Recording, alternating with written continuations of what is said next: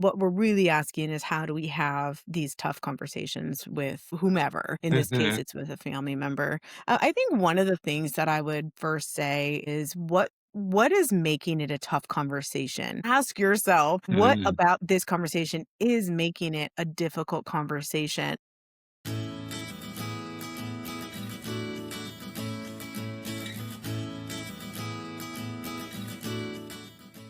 Welcome to the Christ Centered Stewardship Podcast with your hosts, Maria Casillas and Nino.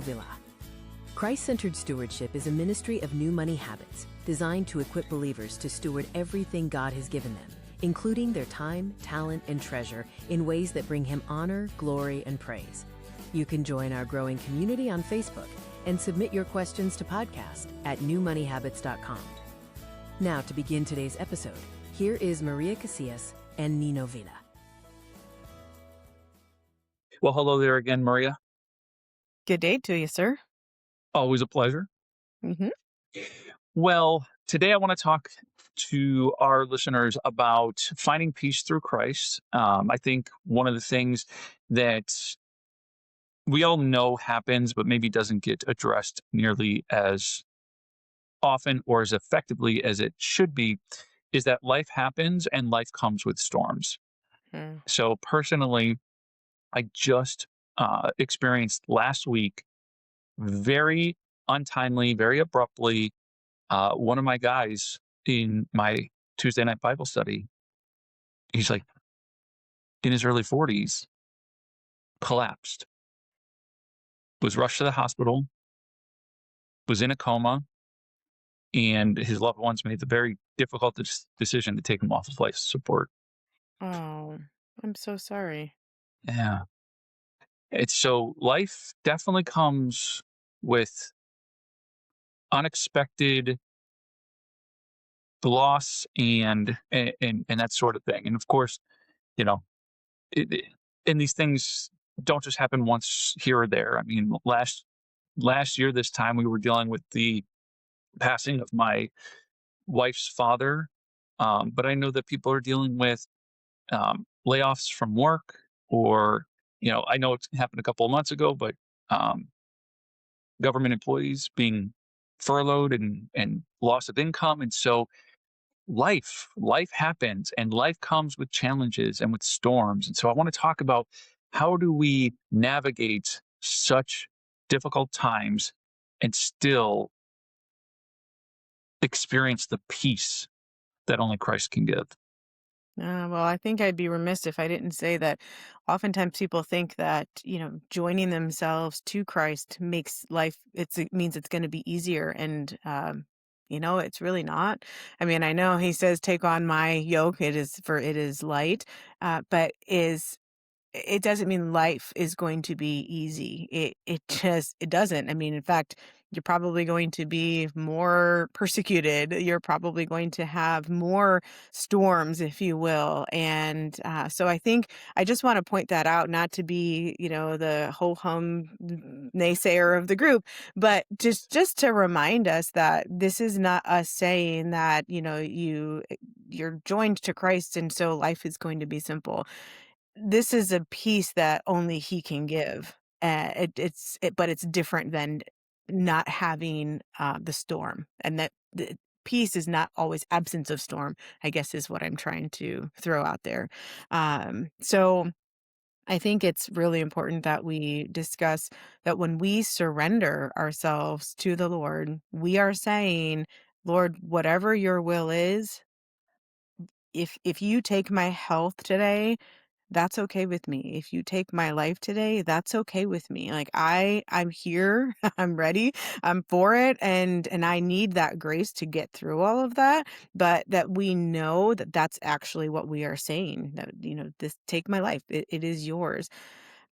I think for us being on the other side of that, and what I mean by that is we are experiencing the pain that comes from watching other people go be with the Lord, for example, like in your case with Mhm. your friend.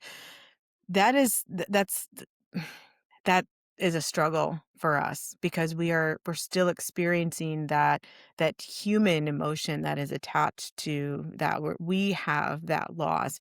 And so it does beg the question, how do we find that peace, Nina? What do you think?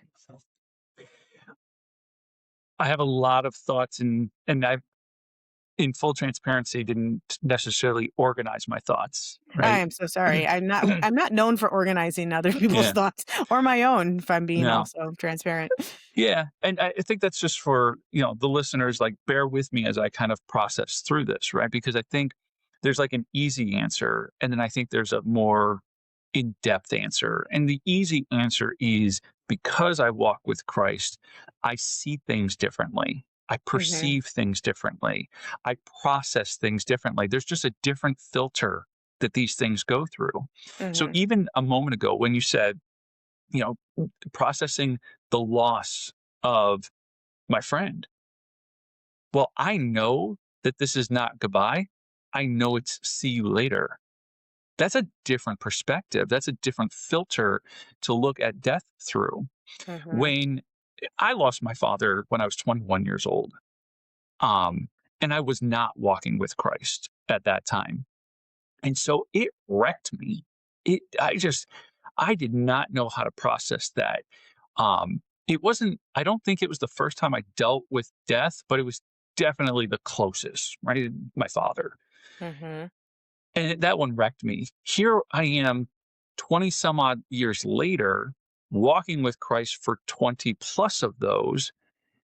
And like I said, there's this different perspective. When somebody passes, while there is that element of, that I'm gonna miss that person, until I see them again, I'm gonna miss that person.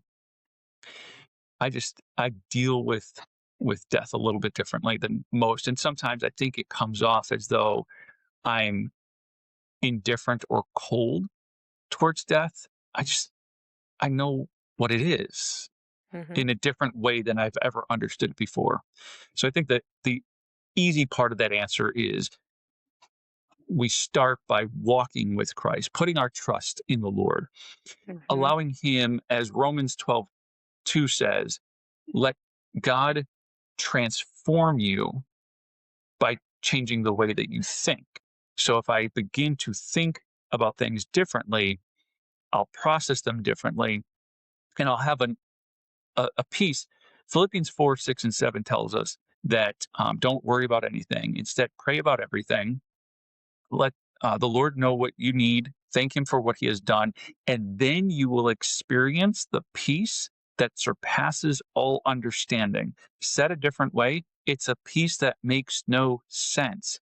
So while I am in disbelief or just a little bit shocked that I lost my friend, I have this strange peace that doesn't make any stinking sense Mhm. Yep. because I walk with the Lord. Yeah. Yeah, I think it's a great answer. And you said that there was a more complicated one as well. I don't know if you want to get into that or not. I think it's an unpacking of everything I just said, right? Mm. So it's like, how Okay. do I even get there? Like, how do I get to a place where I'm walking with the Lord in a way that a storm can come, but I can still have peace? And it starts with surrender, but then sometimes we're like, what does that mean? And this is what I mean by it's more complicated, Mhm. is because there is knowledge, then there's understanding, and then there's wisdom. Mhm. The knowledge, I came to the knowledge of there is a God, and I came to the knowledge of I am a sinner separated from God on January 1st of 2004. I didn't come to the knowledge of the saving grace of Jesus Christ until a couple of months later. But even though I had the knowledge of those things, it then took some time to understand what those things meant.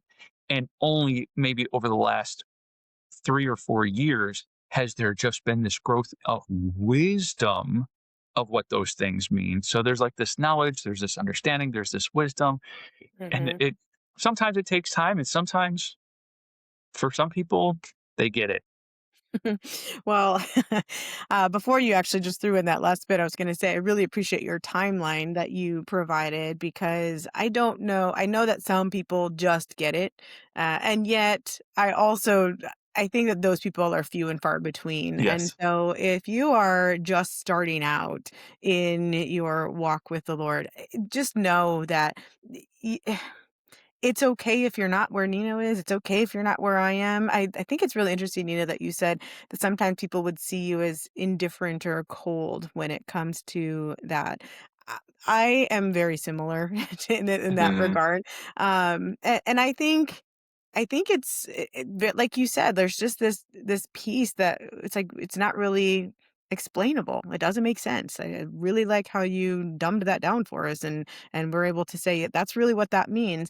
Um, I think when we are dealing with the circumstances that come with some of that, though, is that, like, for example, the loss of a job, or maybe this individual at your church was married with children. That spouse, was he married with children or no? He had a fiance, so Okay. he did leave a loved one behind that is really struggling. Yes, yes, I'm sure. I mean, 3 days ago, she thought that she was probably planning a wedding, and then now she's planning a funeral, and so Yeah. I don't really know what she's planning, but that No, but whole the point's taken. yes, like the shift is like, whoa, and that's how fast something like that can happen for us.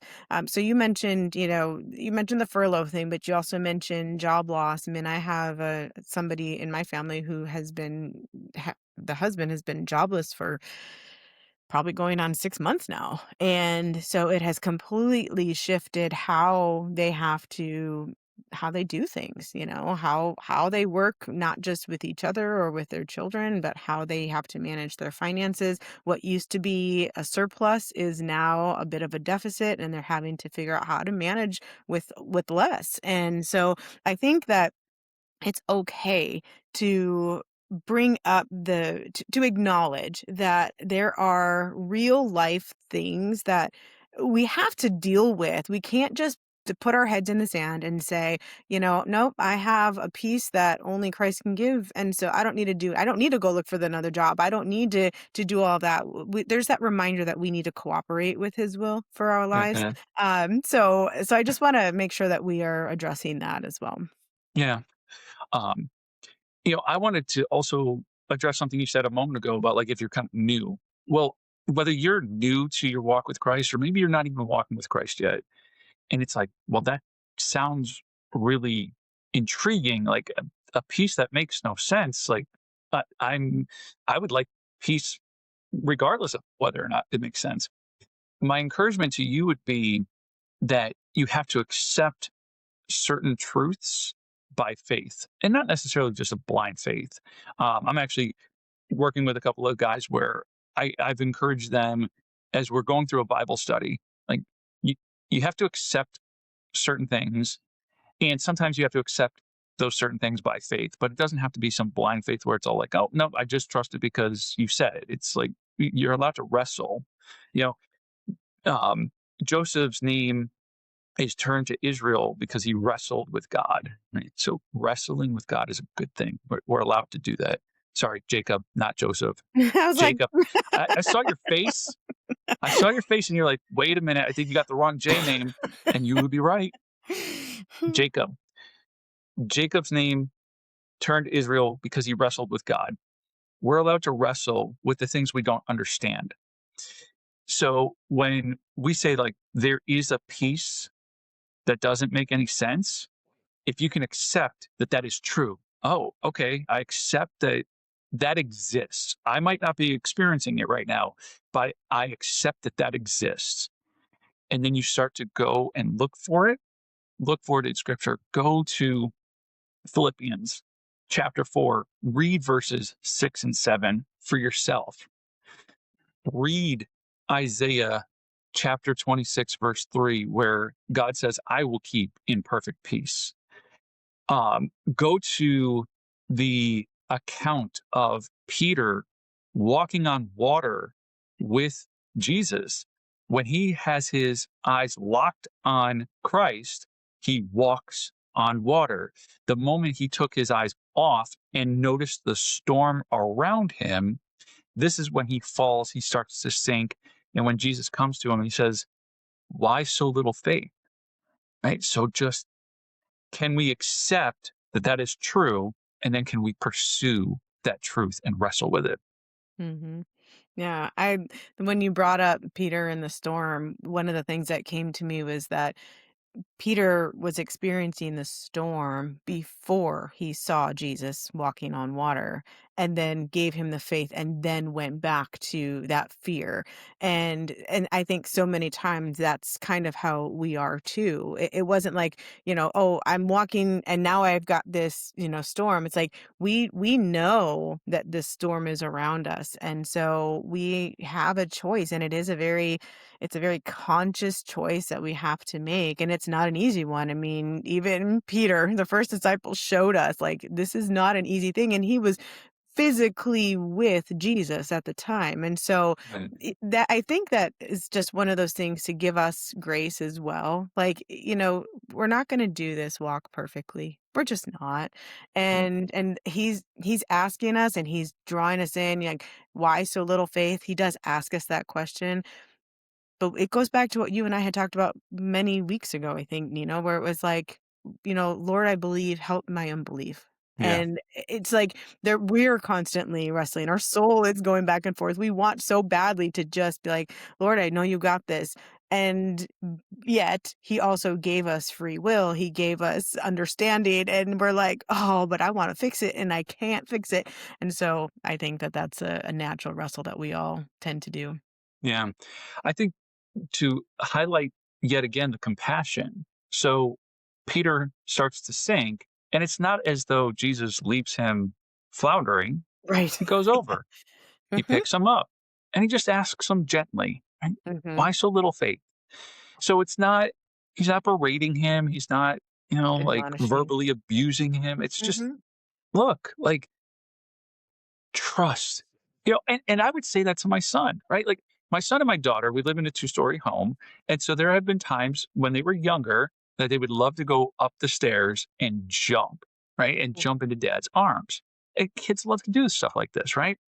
And so at first, it's like maybe they get onto the second step and they jump and they realize, like, oh, dad's got me. Right. So Mhm. then they get the courage to go up to like the third step and they jump again. And maybe they build up the courage to get to the fourth step.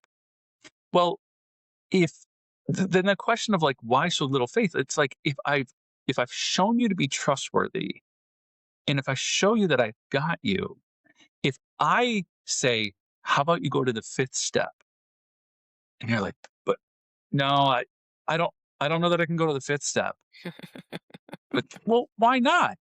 What indication do you have that I'm gonna fail you now? And I'm imperfect. And maybe I would fail one of my kids. But you know who is not fallible? Yeah, Mhm, Jesus. mhm, mhm. I'm really glad you brought that up because 'cause I'm sitting there picturing, your kid trying to jump from the 6th step and then you falling over. That's like, It's "Oh, an that imperfect that didn't go analogy. as well as we had hoped." Yeah, it's definitely an imperfect analogy, but it still drives home the point. It does, and I love that you shared it. Thank you. Absolutely. So I think, as a little bit of a recap, because it's like, okay, if you're dealing with loss, if you're dealing with a storm, what are some tangible takeaways today? Like, what can I do today to kind of navigate the storm? That's the word I'm looking for. Start simple. Let's start simple. Make it really easy. Set aside 5 minutes, whether that's in the morning or like when you're feeling the sense of like stress or overwhelm that comes with loss. Set a 5 minute timer and reflect on the idea that there is a piece that doesn't make any sense. And again, if you need the scripture for that, I would encourage you to go and find and write down or have somewhere where you can read and meditate on Philippians chapter 4, verses 6 and 7, and Isaiah chapter 26, verse 3. and just sit in the idea that there is a piece that doesn't make any sense. And as you're doing that, as you're reflecting on it, you might find yourself uh, leading into like some prayer time. Communicate with the creator of the universe. Ask him to reveal himself to you, to reveal his peace to you, and he will. He is faithful. Scripture also tells us to ask for wisdom. We will not be rebuked. We will not be told no. So when you want wisdom, how do I navigate this loss of a job? How do I navigate this loss of a loved one? How do I navigate this hard time, this storm that I'm in? Seek his wisdom. He will provide. That's beautiful. All right. Well, let's transition to this week's Ask the Coaches. Uh, Kelly posted about a situation going on in her household that I thought would be relevant for a lot of people to essentially answer this question, like, how do I have tough conversations? That's basically what we're going to be answering here. But here's the background. Kelly writes that her 24 or 25-year-old nephew on her husband's side, who had just experienced a major depressive episode last year, lost his first job after college, started smoking pot and drinking despite attending rehab. And he recently got a new job near her and her husband, about 3 hours away from his parents. So this nephew has moved in with them. She's regretting this decision because the nephew contributes very little to the household, and she's feeling taken advantage of and uncomfortable in her own home. So she wants to know how she can bring this up with him without making him feel abandoned, given his complicated relationship with his mom and his dad's indifference. Hmm. A lot to unpack there. Yes, yes. A lot of the questions that we get have a lot to unpack. And I'm noticing a trend. It's interesting that so much of it is around family and the boundaries that we have with our family. I just Mm. find that to be a very interesting thread that I'm Or seeing. or the boundaries we don't have Or the ones yet. we don't, yes, or that we instinctively know we could and should have, but we struggle to set those boundaries. So you mentioned that what we're really asking is how do we have these tough conversations with whomever? In this case, Mhm, it's with a family member. I think one of the things that I would first say is what is making it a tough conversation? Like I know you like tangible, and I'm happy to do that. But this is actually what I'm saying. This is a tangible thing. Ask yourself, what mm, about this conversation is making it a difficult conversation? And in this particular instance, she says, how do I bring this up without making him feel abandoned? And that there's a lot to unpack there, but I find that very interesting because the poster is saying I believe that he will feel abandoned if this conversation is brought up. And it does kind of beg the question, where does that belief come from? Is there a history of him stating that he had felt abandoned? I know that she mentioned that there was a history of like a depressive episode, so maybe that's tied to some feelings of abandonment. Although, like you mentioned, we don't have enough information to know all of that. But mhm. I would have this poster ask what is making that belief come to mind for me, and that's an important thing. Why do you think it's an important thing? I'll answer it as well. But why do you think it's important to even know where that's coming from, Nino? Well, based on time spent with you and then kind of figuring out like we need to know where these beliefs stem from, like what scripts that we're telling ourselves, because if we don't know where it stems from and if we don't know what the script is, there's very little in the way of hope to change that. I have to be able to recognize it first so that I can then make a change to it. Yeah, yeah, I think that's great. Well, Kelly, I was gonna say this poster again, but I know her name is Kelly. When she says, "How do I bring this up without him feeling abandoned?" Given his complicated relationship with his mom, to me, that means that Kelly sees a relationship between mom and nephew, and mom and son in that case, and she maybe has heard maybe that he feels abandoned by his own mom. But I know you left out one detail, which is totally fine, except I just want to say she does have a child in college as well, that this Kelly does. Mm, And I only bring that up because it lets us know that she's also a mom, and not just a mom of a young child, but a mom of a young adult if this mm, child is in college. And so she has not stated that she has a complicated relationship with her kid. So it is interesting to me that, she recognizes what a healthy relationship between parent and adult child would look like. If she's taken on, here's where some tangible stuff comes in. If she's taken on the role of allowing this nephew to live with her and her family, it's sort of like a not an adoption, like a fostering type of mhm, situation, but it's for an adult child, so I get it. I know he's an adult, he's 25 years old, so at some point, we can't keep calling them a kid, but if there is this complicated relationship and there was depression in there as well, a lot of times that stuff is because we stop developing mentally, well, I mean, we don't even finish developing until at least 25, so he's barely there. But yeah, if there was something major happening before that, oftentimes we stop. So I think she said that he had gotten into drugs and alcohol.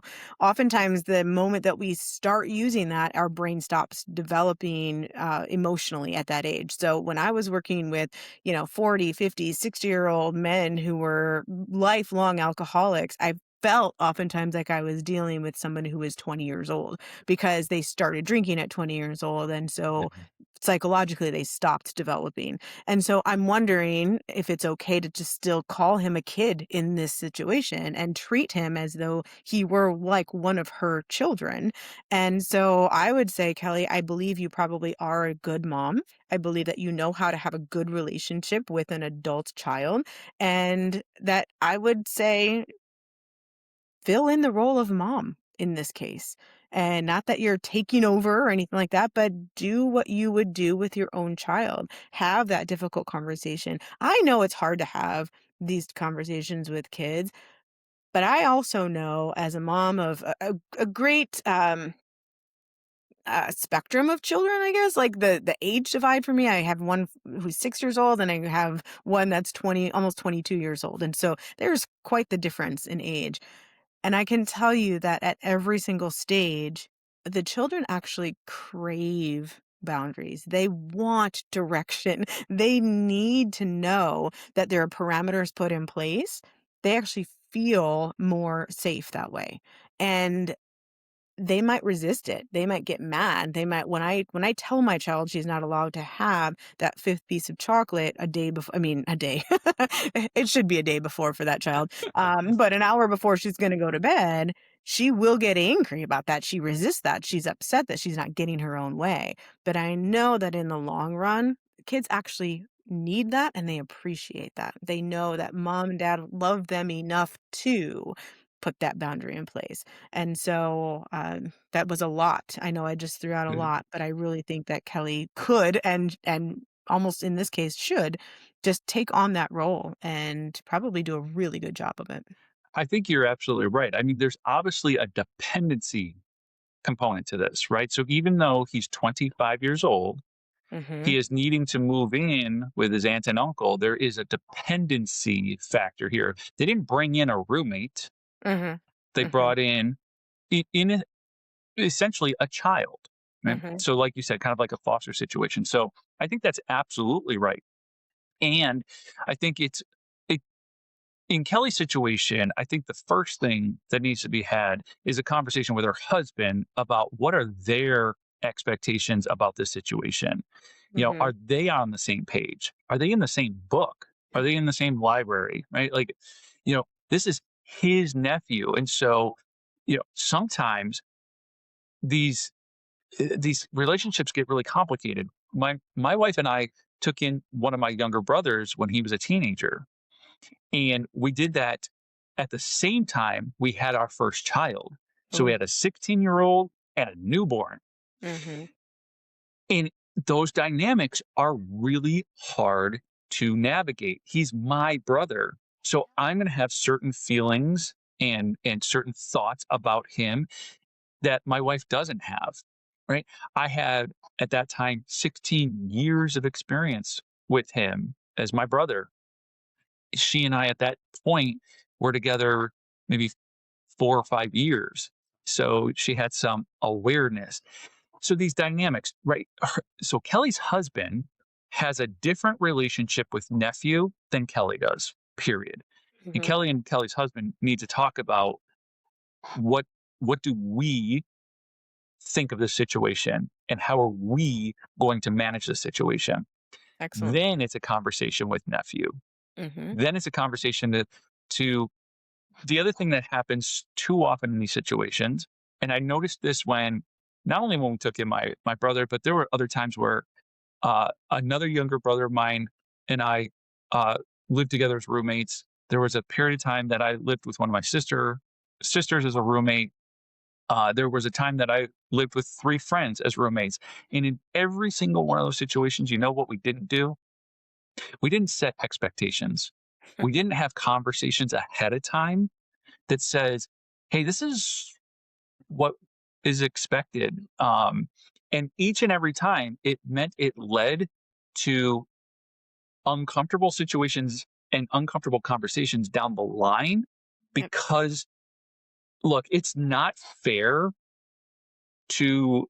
It would be unfair of me to you, Maria, to have unspoken, uncommunicated expectations of you. I expect this, this, this, and this of Maria, my business partner, but I've never communicated those expectations to her. That's so unfair to you. You have no Mhm. idea that that's even something that I'm thinking about. So, in the same situation, if Kelly and Kelly's husband have not communicated any expectations to their 25-year-old nephew, it's time to sit down and communicate expectations around his contribution to the household, his contribution to society, what is and is not acceptable behavior inside the home, that sort of thing. Mhm. Yeah, excellent points, all of them, and I'm really glad that you brought them up. See, problem fixed. I'm totally kidding. I I'm totally the kidding. cap the cap that I will put on that real quick is that when you say y the idea is you're not gonna avoid an uncomfortable situation. I mean, an uncomfortable conversation. That's just what it is. You might be able to put it off for a little while, but it will lead to maybe even more uncomfortable situations down the line. And so, that your roommate situation is a perfect example of that. This is another really great example of it. Kelly, if you are avoiding said conversation for fear of hurting his feelings, pretty much, it's going to happen later on. And chances are he'll feel abandoned later on anyway, because you have zero control over his emotions and his feelings and his reactions. And that's just something else to keep in mind.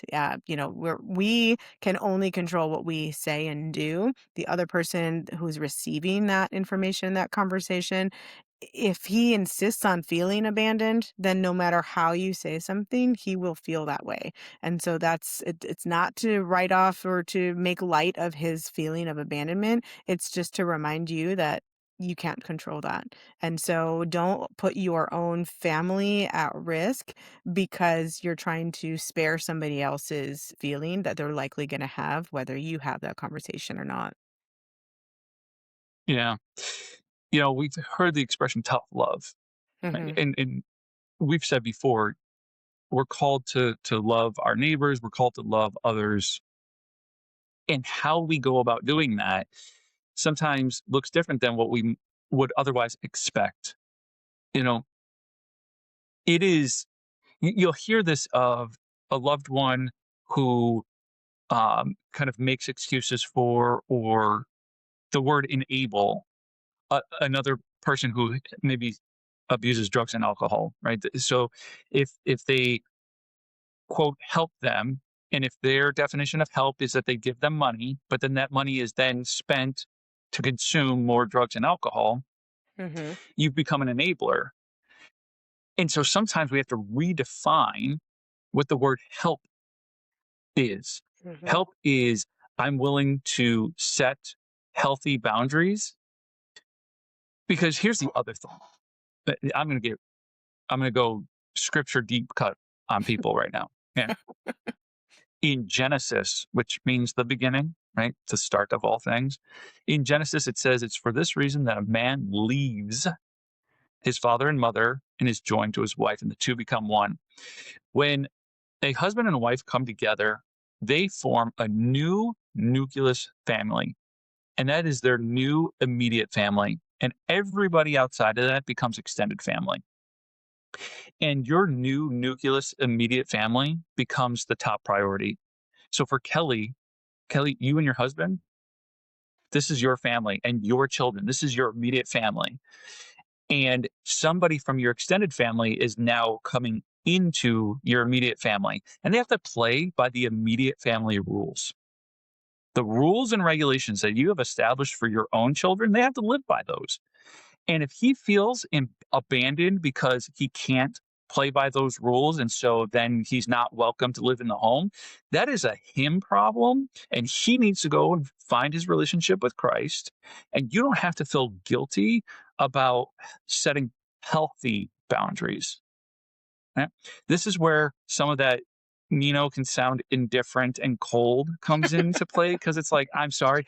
There's something about personal accountability that just, you know, when Jesus found or when it's not that Jesus found, when the religious leaders brought the woman who was caught in adultery to Jesus, that whole exchange about, okay, you who has not sinned, you cast the first stone. They all put down their rocks because they all realize that they're sinners, and they all walk away. And he turns to the woman, he says, which of your accusers condemns you?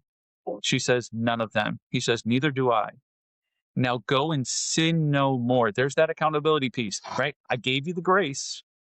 I'm not condemning you, but I'm also calling you to account that you can't go back and continue in that same behavior. And so if we model what has been modeled for us by our Creator, that look, I'm going to give you grace. I'm going to give you another opportunity here, but I'm telling you, I'm calling you to account, and you cannot live in that lifestyle anymore. And I say those words meaning, like, she talked about like drugs and alcohol. Like, if he's still abusing drugs and alcohol, and that is like a no-go for your family, that's the boundary. You will not be doing those things here. If you're going to be doing those things, you won't be doing them here. Mhm. Mhm. Yeah. Not an easy conversation to have, but a much needed conversation to be had. Yes. And easier than the one that you'll have if you don't have this one. That's true. Mhm. That's true. All right. I think that brings us to our challenge for the week. Again, the challenge was kind of stated earlier, but I will restate it and bring it back to the forefront. And that is, take 5 minutes each day this week and reflect on the truth that there is a piece that doesn't make any sense. Mm. Reflect on that. Do everything in your power to accept that that is true, and wrestle with it by reading Philippians 4:6 and Isaiah 26:3. Okay. Challenge accepted. Awesome. Thank you for tuning in to this episode of the Christ Centered Stewardship Podcast. Follow us on your favorite social media platform for more encouragement and support. And until next time, may the Lord keep you in perfect peace as you set your sight on Jesus.